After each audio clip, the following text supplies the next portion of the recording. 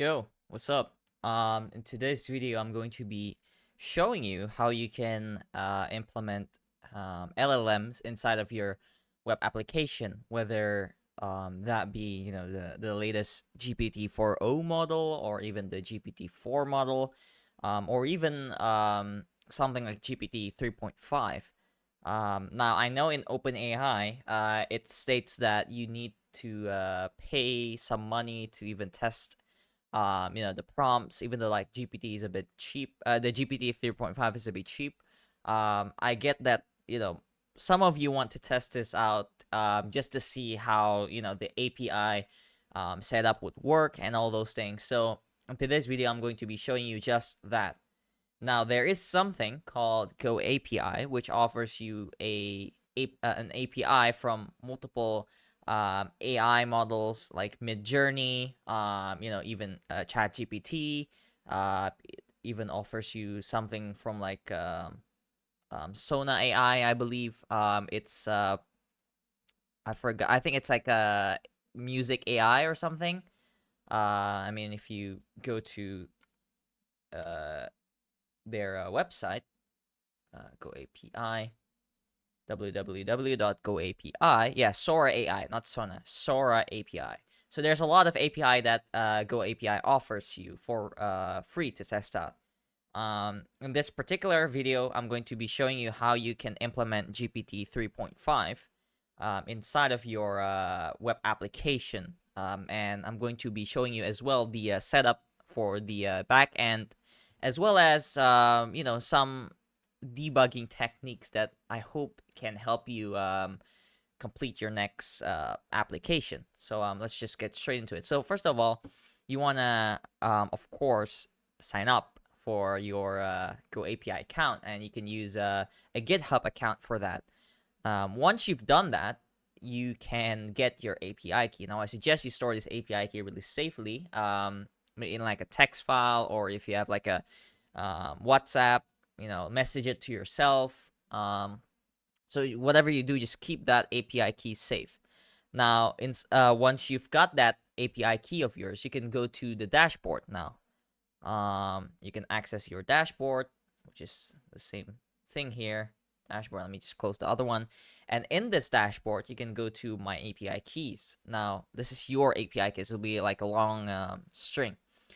Now here you have a bunch, you have some choices to choose from, like GPT 3.5, Stable Diffusion, and Midjourney. Now, in this particular case, we're going to be using GPT 3.5. Now, this is where you insert your API keys. Oh, I accidentally exposed it. Not to worry, I'll probably delete that in post-processing. And this prompt here, you can literally just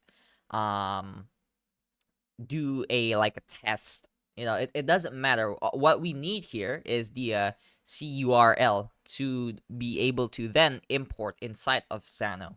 So you have to essentially paste your authorization key here, and then after you paste your authorization key, you can say like hey, wait, or like can you give me an idea for my pet name?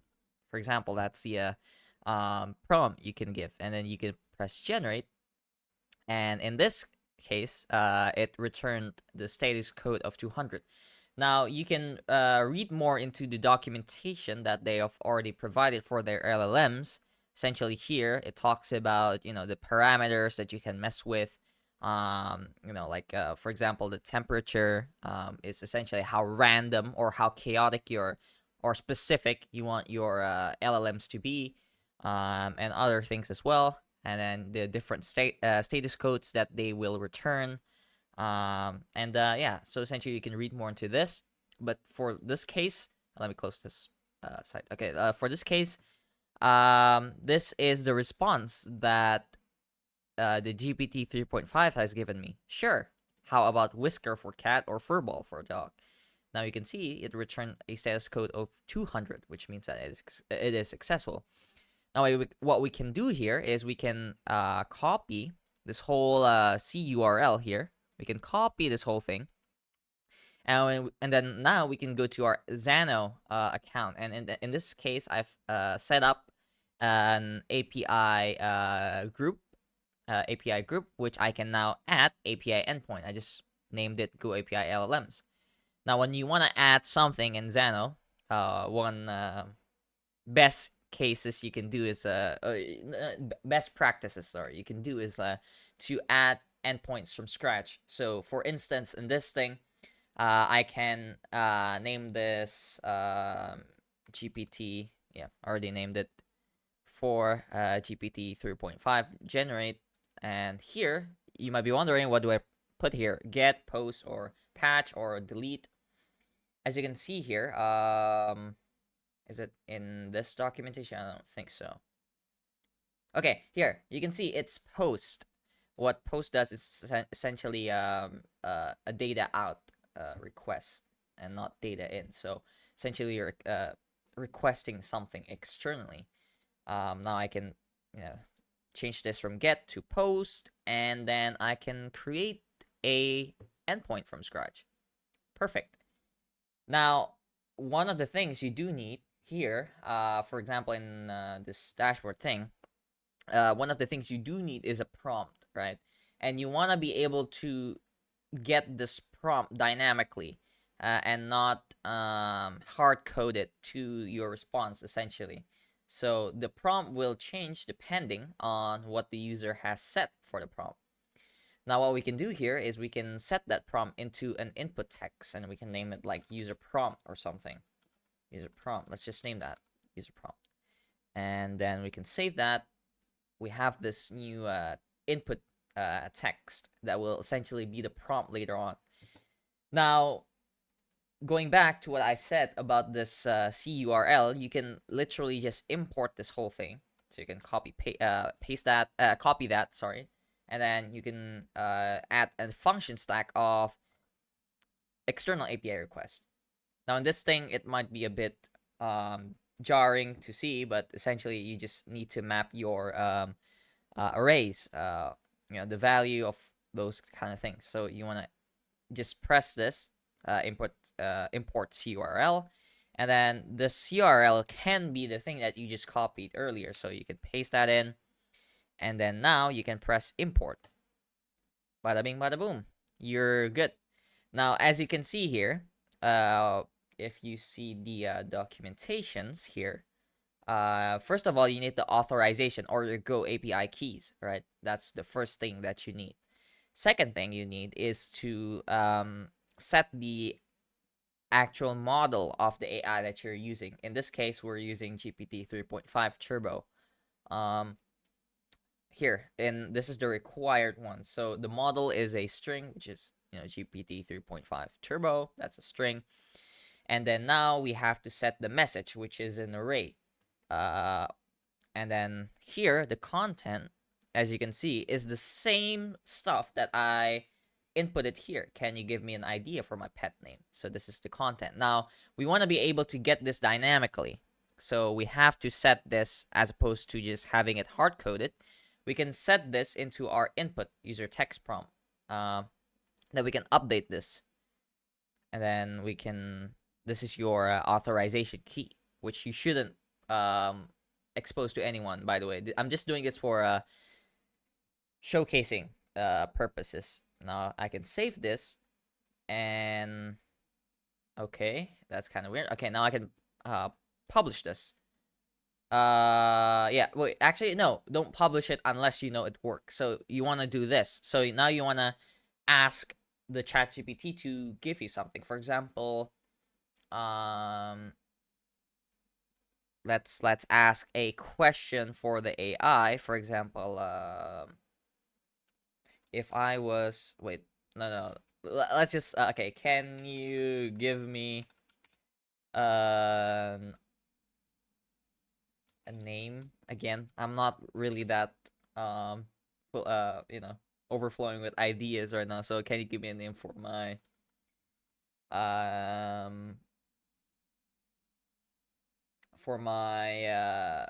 girlfriend? Nah, that's so weird.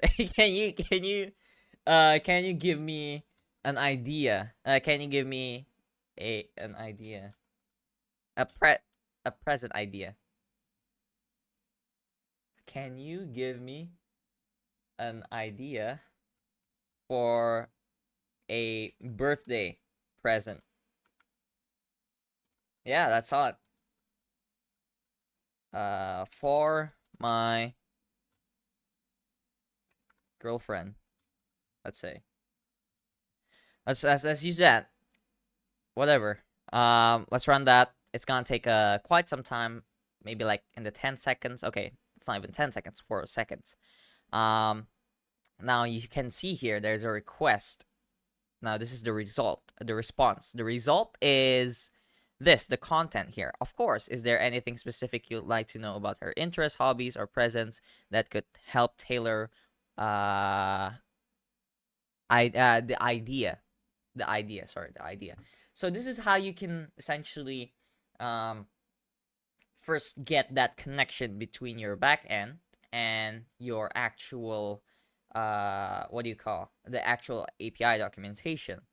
Now, apart from here, there will be things like the specificity you want to give the AI. For example, here in the documentation, you can see that you can give a temperature. Temperature means that how specific or focused do you want the AI to be. So the abstract behind like this focus thing is like setting it too low. Like for example, you wanna set it if you okay. One sec. So defaults to 1. What sampling temperature to use? Between 0 and 2. So it's an integer.